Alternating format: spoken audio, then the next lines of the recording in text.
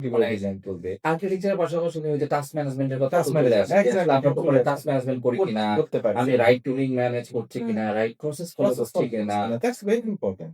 Exactly এবং আরেকটা ব্যাপার এখানে চলে আসছে। ধরেন টাস্ক ম্যানেজমেন্ট এর পাশাপাশি আমার কাছে ভাই যেটা মনে হয় যে ধরেন আ মানে এই ফিয়ার গুলো তো আমি দেখছি মানুষের ভিতরে। সো আল্টিমেটলি যে জিনিসটা হয় যে সে মনে করছে তার দায়িত্ব বাড়ছে মানে কাজ বাড়ছে। হুম, আমার কাছে যেটা মনে হয় সে হয়তো তার যে দায়িত্ব বাড়ার যে জায়গা এবং তার যে কাজের জায়গা সেটা সে তার জুনিয়রদেরকে ডেলিগেট করে না। সে তার ভেরি সব ট্রু। কাজ তার নিজের কাছে রেখে রেখে দিচ্ছে। দিয়েছে। তার ব্যাগেজে সে সব কাজ নিয়ে নিচ্ছে। হুম, হুম। এই কাজগুলোকে সে শেয়ার করছে না। মাইট বি সে কমিউনিকেট করছে না। মাইট বি কোলাবরেট করছে না।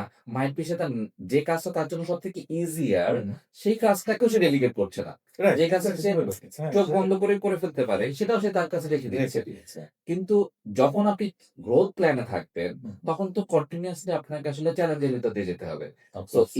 If you want to go for the next level challenge, current comfort zone কে তো আপনার কারো না কাউকে বুঝাই দিতে ছেড়ে হবে। দিতে হবে। এই যে কাউকে না কাউকে বুঝাই দেওয়া, এটা সবথেকে সে বেশি পারবে যার জন্য এই কাজটা ইজি।